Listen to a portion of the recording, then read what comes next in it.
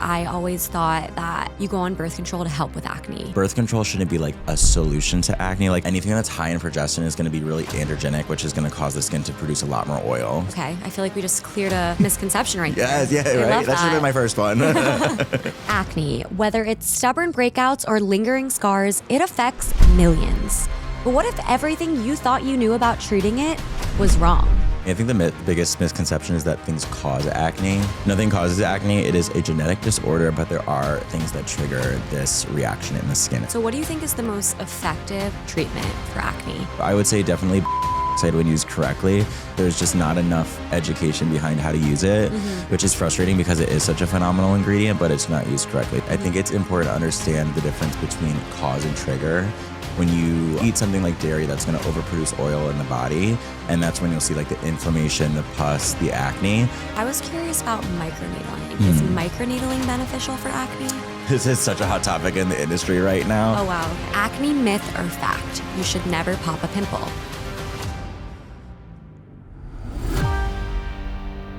Welcome to Face It, the podcast that cuts through the noise of the beauty industry.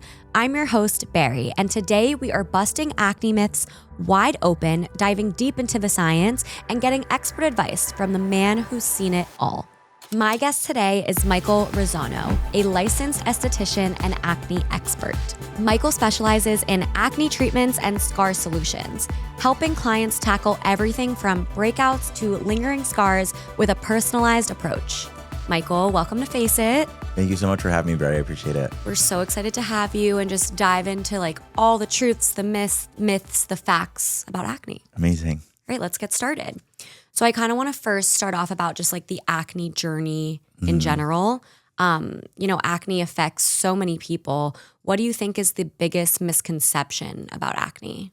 For me, I think the biggest misconception is that things cause acne. I think it's important to understand the difference between cause and trigger. Cause is the root cause, so it's essentially a genetic disorder, and then trigger is something that's going to initiate this reaction. So things that are going to essentially initiate the process in the skin, whether it's dairy, which we can get into, and biotin, things like that. Essentially what's happening when someone is acne prone is we're shedding about 5 layers of dead skin. I'll try not to get too sciencey, but we're shedding about 5 layers of dead skin. And someone that doesn't have acne is shedding about 1 layer of dead skin. Oh, wow. So our body can keep up with the cell cycle, and that's what forms the microcomedone, which is the beginning of all acne. When you eat something like dairy, that's going to overproduce oil in the body. Oil is going to get in with that dead skin cells, and that's going to cause, that is when C. acnes bacteria will kind of thrive in that environment. And that's when you'll see like the inflammation, the pus, the acne. So nothing is causing this process. It's genetic, but things are essentially triggering this reaction in the body and in the skin. Gotcha. Okay, that's a good one. So essentially people that are acne prone are shedding more skin than those that are not acne prone. Exactly. Oh my gosh, I never knew that. Interesting. Okay. And what's the most surprising thing you've learned about acne in your career? I would say just how healthy the skin barrier has to be. I feel like when I was young, I was on Proactive for so many years, and it was just like active ingredient, active ingredient, active ingredient. And a lot of the time when we're trying to clear our skin, we're trying to figure out our acne, we're just throwing all these ingredients at it, but we're not necessarily thinking about the health of the barrier. And that's really, that really should be the first thing is the barrier healthy? And then you can start to slowly introduce those ingredients that are a little bit more effective at treating the actual acne. But definitely barrier health has been like an eye opener for me because I never thought about treating the skin like that. Yeah. And I feel like that's such a big topic now. Like people are actually finally discussing like skin barrier health and what's important to keep your skin barrier healthy. And I feel like it kind of all starts with the skin barrier. Absolutely. 100%. Interesting. Okay. How do you approach a client's acne treatment when they first come to you? So when they first come to me, I'll definitely ask them, we'll do like a more of an in-depth consultation. Diet and lifestyle factors is another huge thing that's kind of surprised me with the importance, because when I was in aesthetic school or before I was licensed, it was always for me just looking for the right ingredients and the right products, but diet and lifestyle is so important. So if I'm sitting down with an acne client, I'll ask them questions like, are they on, if I'm working with a female client, are they on a birth control that's maybe high in progestin, because that can cause a lot of hormonal or trigger a lot of hormonal acne, or if they have an IUD that can trigger a lot of hormonal acne. If they're consuming, a lot of energy drinks with biotin, eating a lot of dairy, a lot of peanut butter, anything that's going to essentially stimulate the body to produce more oil. It's good to know that now. So that can be like a conversation we have that that's something to be mindful of.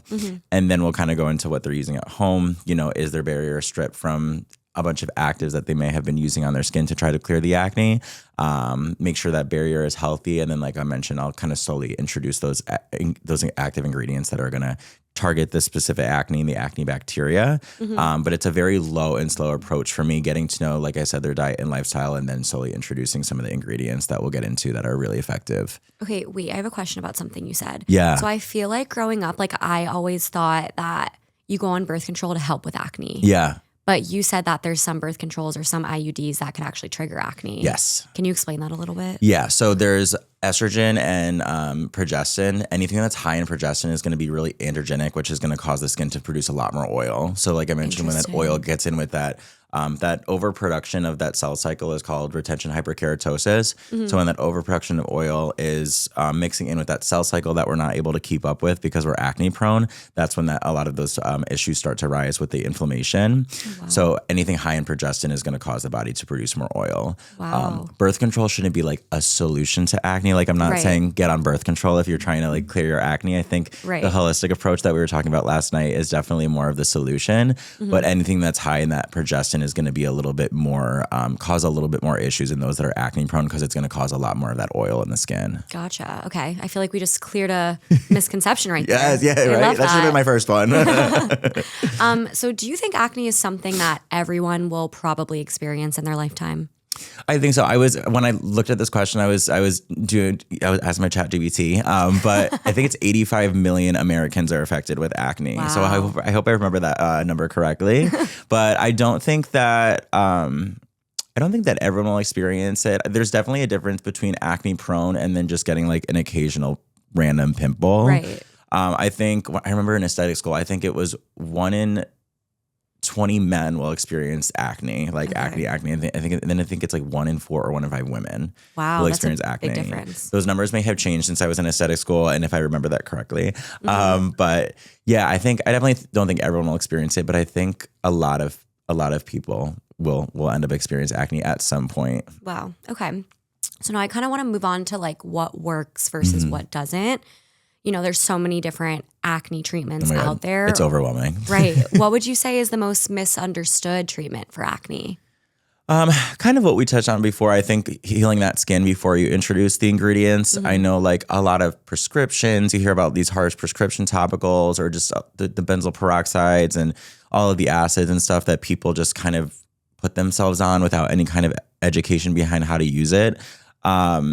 I think it's really, really important in it nourishing that skin barrier before you introduce anything like that. So what I'll do is if I have a client come in, and typically I'll see like acne clients while they're clearing every 2 weeks. But if I have a client come in and they're really dehydrated, they're really sensitized, and you can tell when the skin is sensitized because it will have like a leathery appearance. It gets really, really reactive. So even if I like cleanse it once with a gentle cleanser, it gets really, really inflamed and reactive. If the client's feeling a lot of activity, based on like what they're feeling, even if I put something gentle on their skin, it's usually a good telltale sign that their skin's compromised.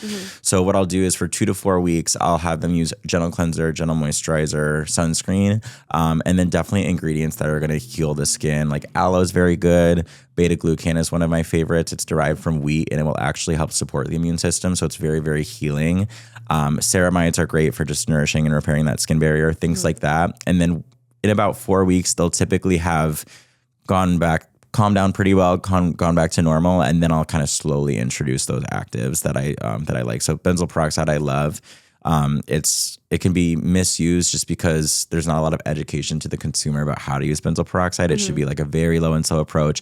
I'll have clients actually wear it full face as a mask and increase that time every 3 days. So 15-minute mask and then wash off, and then the next 3 days, 30-minute mask. And then we'll slowly introduce wearing it overnight once their barrier is ready to go. I feel like you're kind of saying like a lot of people will just throw strong actives on their skin like right when they like sense a breakout, when really you need to rebuild that barrier and make sure you're using like the ingredients that are right to build versus just strong actives. Absolutely. And these clients come in and they're like, oh, I don't want to be on benzoyl peroxide because I had such a bad experience. But it's like, well, when you use benzoyl peroxide, how did you use it? And most of my clients will be like, well, I just wore it overnight. And it's like, we don't know what the strength of your skin barrier was in. We also want to, introduce that really, really nicely and really slow. And then I'll have those clients, we'll use it the correct way, and then they'll love benzoyl peroxide, and it'll pretty much clear the acne. So I think definitely just the knowledge behind how to use a lot of these ingredients, and if the barrier is healthy, is so important. Awesome. So what do you think is the most effective but often overlooked treatment for acne? I think I was like, I just answered 2 questions in 1 question, but I think definitely benzoyl peroxide. Okay. I think it overlooked in the sense that there's just not enough education behind how to use it. Consumers aren't told how to use it correctly, which is frustrating because it is such a phenomenal ingredient, but it's not used correctly. So I would say definitely benzoyl peroxide when used correctly. But that can go for any ingredient. Even retinol can be really, really good for acne, especially the non-inflamed acne, like the blackheads and whiteheads, not necessarily like the super inflamed acne. Yeah. And with retinol, you want to introduce it very, very slowly, like wear it, 1 to 2 times a week for 2 weeks, and then 2 to 3, and then 3 to 4, and you're slowly building. And you really shouldn't be using it every night until like you're 2 to 3 months in. That's not something that everyone is educated, even when they go to a doctor's appointment. That's not something that's like very that's like explained to them at the end of the appointment. So people just, all these ingredients that are really, really effective get a bad rap because they're just not educated on how to use it properly. Right. Is there a difference between like, because in my brain, like, okay, I think I could be completely wrong. So please correct me if I'm wrong. The 3 acne like fighting ingredients would be salicylic acid, benzoyl peroxide, retinol. Depending on the kind of acne. I think it's also, it gets very complicated because it's different for everyone. And, skin at the end of the day can respond to different things. Right. What I've had the most success with is benzoyl peroxide being for inflamed acne. So like really inflamed acne, because that ingredient is actually going after the C. acnes bacteria and killing that bacteria that's kind of causing that acne.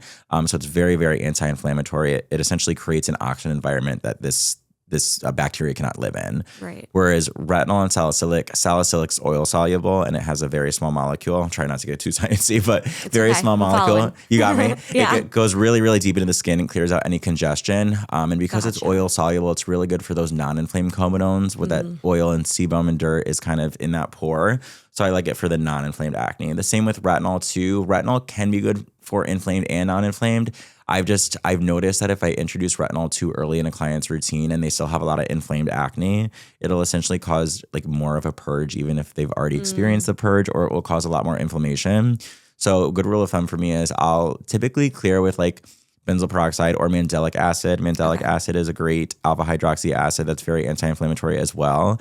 And then when they haven't experienced that inflamed acne for a few months is when I'll slowly introduce like the retinol or the salicylics to go after some of that more non-inflamed congestion. Gotcha. Okay. On topic of this, does hypochloric acid actually kill bacteria that causes acne? Yeah. Because I feel like that's like a hot thing right now. Yeah. There have been studies that show it does kill the C. acnes bacteria. Okay. I have read some studies that like it can potentially be overused because it is a very gentle acid. So people just think that they can, spray it whenever. But I think it's a great alternative or like a substitute if maybe someone is sweating a lot and maybe can't get to the bathroom, or maybe they, just worked out and they have like an hour or a half hour commute home. Yeah. It's a really great, it doesn't replace a cleanser, but it's really great to use to just kill that bacteria after like a workout. Sweat is like a huge breeding ground for bacteria. So I think it's a great option if somebody like can't do their routine, they can kind of use that in between to hold them over, or just, if, like I said, if they're sweating a lot, they can kill that bacteria on the go. Okay, good to know. So hypochlorous acid approved. Yes, love it. Okay, amazing. So I was curious, how important is consistency in acne treatment, and how do you keep clients motivated when results take time? It is so, so important. I think it's important with that question too, is I mentioned purging. So purging is essentially when we're introducing all these actives that are going to speed up cell turnover, which is the rate at how, quick our skin is renewing. If someone has a lot of inflammation under the skin and they introduce these actives for the first time, it can bring up a lot of inflammation, a lot of congestion up at once. So if you've heard like with acne, like sometimes it gets worse before it gets better, that's essentially what we're talking about. But on average, it doesn't last more than 8 weeks. So we really have to, motivate our clients to stay on these active ingredients and just educate them that like once the purge is over, they can really look forward to like more consistent, clear skin. But once that purging is experienced, or, once a client has just been clearing and seeing really good results, I'll make sure I take pictures at every appointment so I can pull them up and say like, well, look, because clients are looking at their face every day, they might not necessarily be noticing the changes that you notice in the treatment room. Right. So it's important to have photos that you can say, well, look at where you started and look at where you are now. And the client's like, oh, my skin is getting better. That's and a that great is idea. really what keeps them motivated. Yeah. Oh, I love that. So I was curious about microneedling. Is microneedling beneficial for acne? Ooh.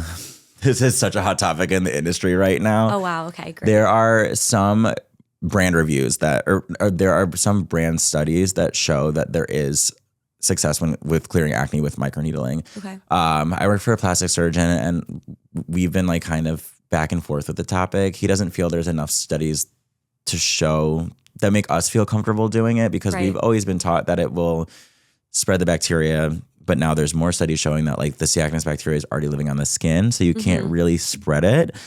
I personally have had, this is a way longer of an answer than you probably wanted. But No, I'm learning so much. I'm so interested. I've had enough bad experiences, even microneedling over acne clients that have been cleared for 2 or 3 or 4 months. That like for me personally, I'm not ready to do it yet. But there are studies and there are estheticians that have had good results microneedling over acne. So I don't want to knock that. It's such a big topic in our industry right now. And like all of the results and the studies that are coming out have kind of gone against everything we believe in. But to answer your question, for me personally, I haven't had amazing experience with it. So just right now, I would say for me, no. Okay. But not knocking like all the estheticians that have had success with it, because I have seen a few providers on Instagram that have gotten really good results with it. Wow. Just for me, I'm just not ready yet. Okay. I'm not see. there yet. Right? I need more stuff to come out, and then I'll maybe think about it. Yeah. Microchanneling is similar to microneedling, but instead of like a dragging motion, it's stamping. Oh, I've seen that. Have you seen that? Yeah. ProCell is like a really popular device. There's some other ones, but and then like Cure is like the one at home that people have been using, like the little stamper. That I can get behind, because you're not dragging, you're just stamping everything individually. Yeah. So if I were to do something like that over inflamed acne, it would be microchanneling at this time, but that could change.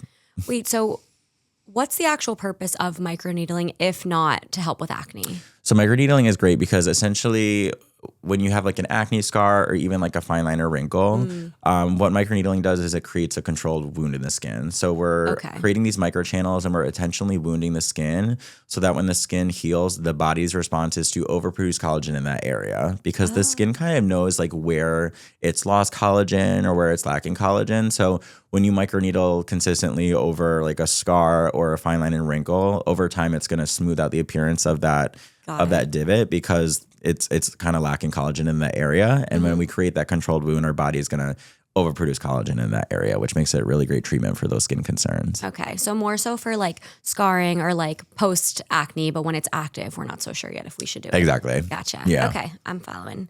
All right. And how do you feel about LED masks for I acne? love. Yeah. I love. Yeah. Okay. I think it's something that has to be used consistently. I would say like 4 to 5 times a week.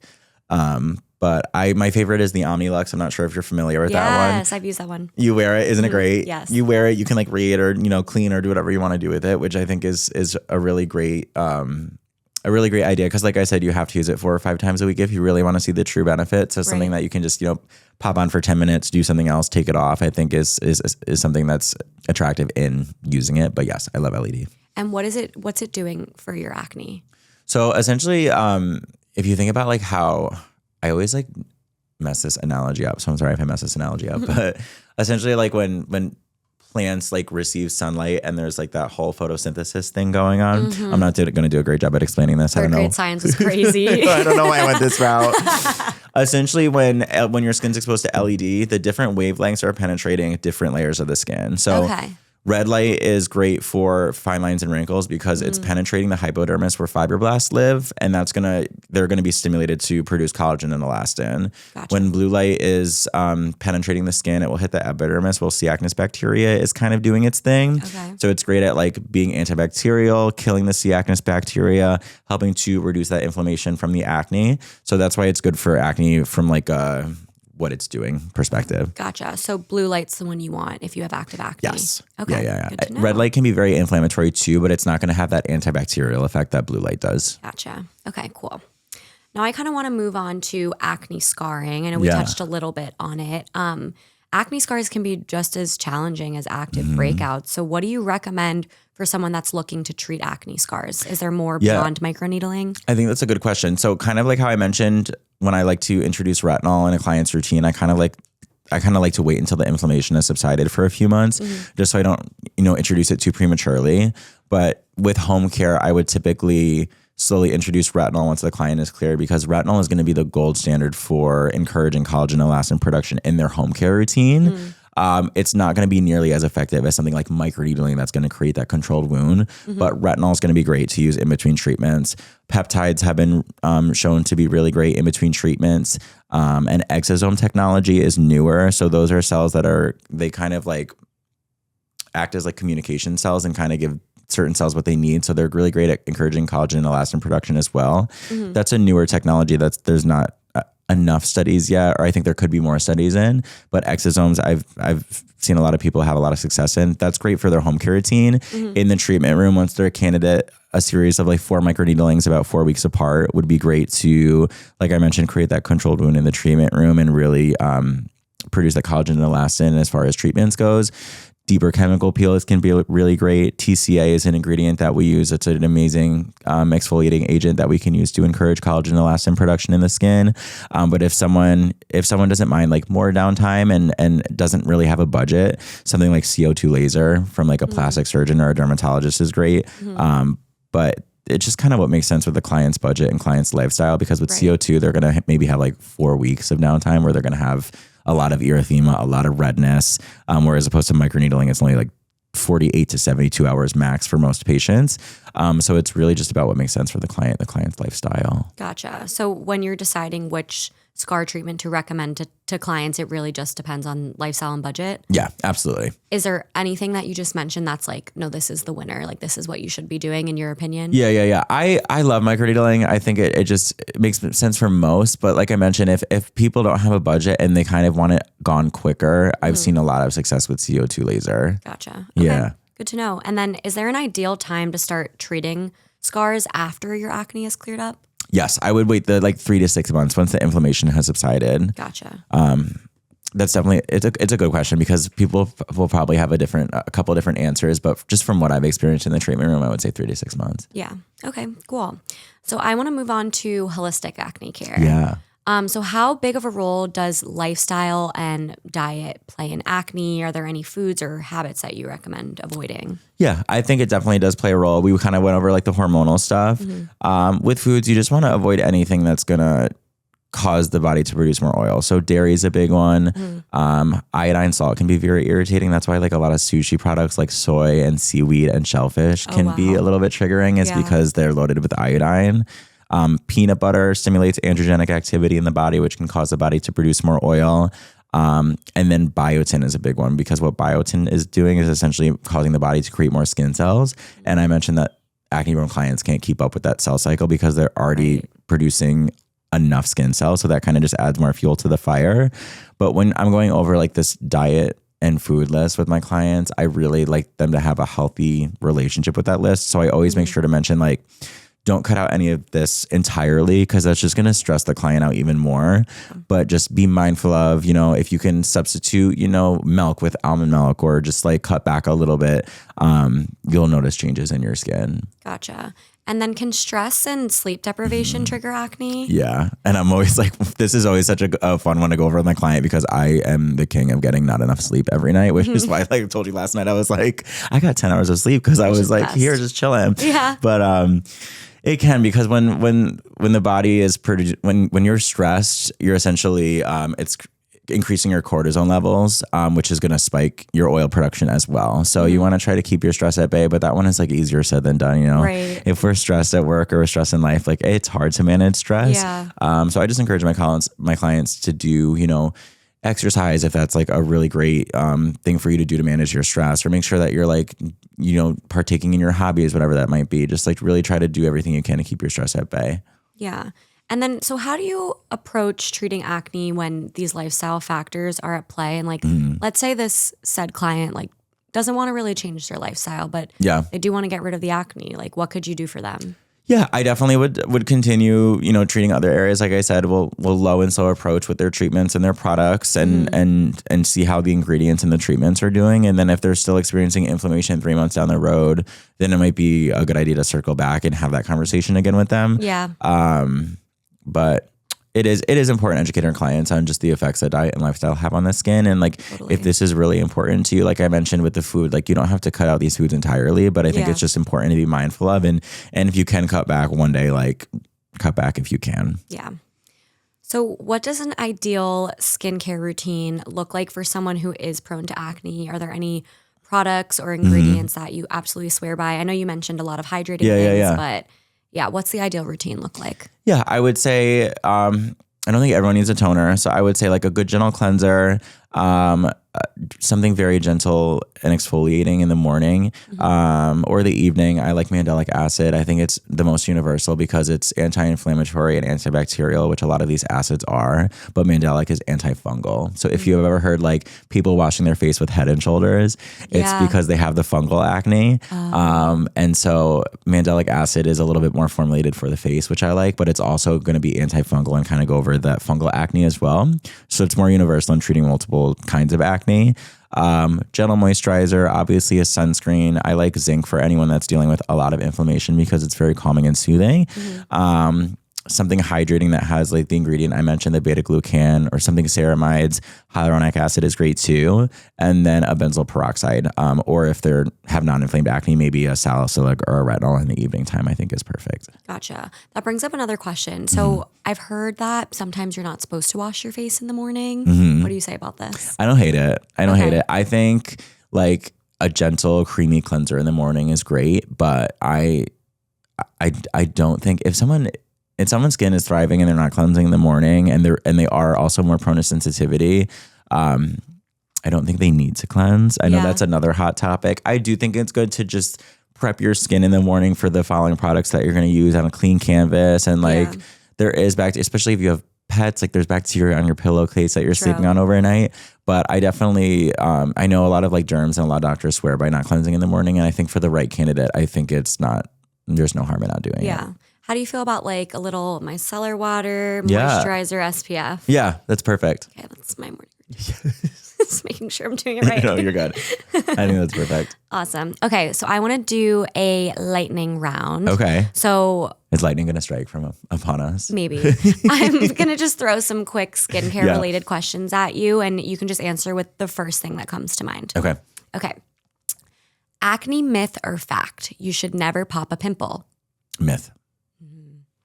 If you could only recommend one ingredient for an acne treatment, what would it be? Benzoyl peroxide. I knew you were going to say that. I was going to say it at the same time. When the skin barrier is healthy, benzoyl peroxide. I was going to try to say it at the same time with you. But you were thinking too hard. I was like, come on. I've been talking to you for the past 30 minutes. First thing that came to mind, I'm like, I have 5 words in my head right now. I'm like, which one do I say? Okay.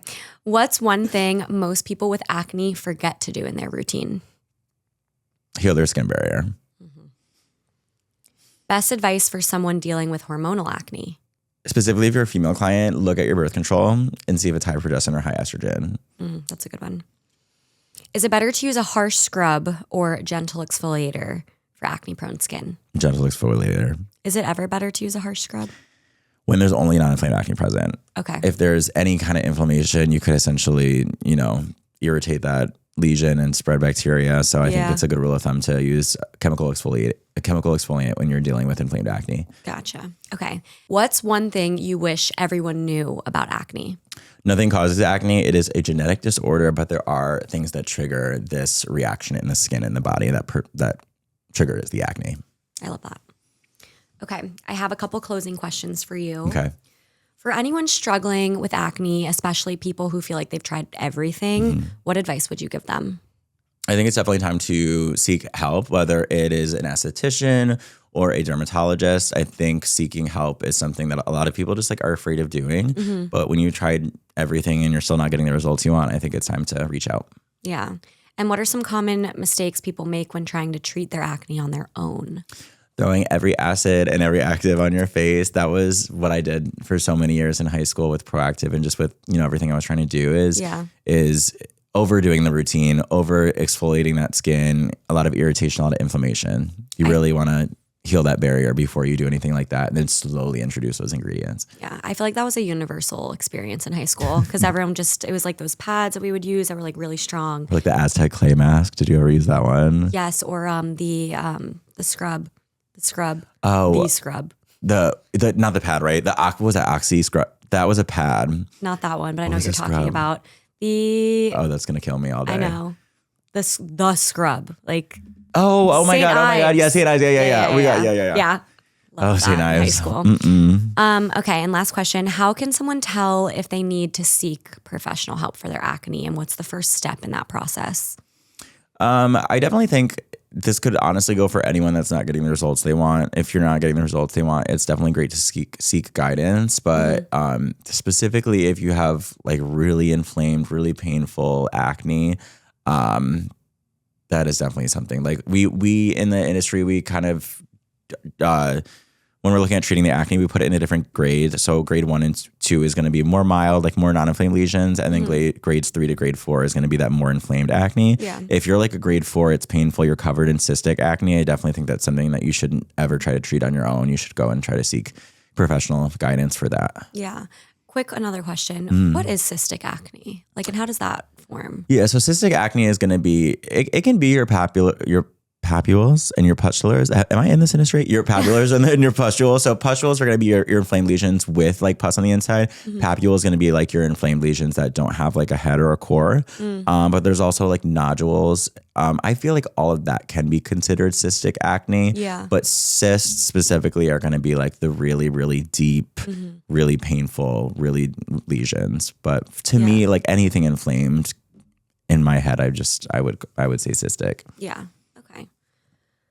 So it's been really great, chatting with you. I feel like I learned so much just about acne, different myths we debunked. We just learned different types of acne, and it's been really great just chatting with you. Yes. I would love for you to just let listeners know where they can find you on social media. Yeah. Go ahead. On Instagram, I'm Michael Razzano Skin. I'm also Michael Razzano Skin on TikTok, but I'm not very good at TikTok. So I definitely think Instagram is the best to find me. If you're ever in the Philadelphia area, I work at Philadelphia Facial Plastic Surgery and Med Spa. That's a really long title that I wish my boss would have simplified. But we're on 5th and Spring Garden in Philadelphia, if you're familiar with the area. And definitely, guys, you should follow him on Instagram. He is hilarious, and he makes skin facts just so simplified and easy to digest and entertaining. Well, thank you so much for being here. Thank you so much for having me, Barry.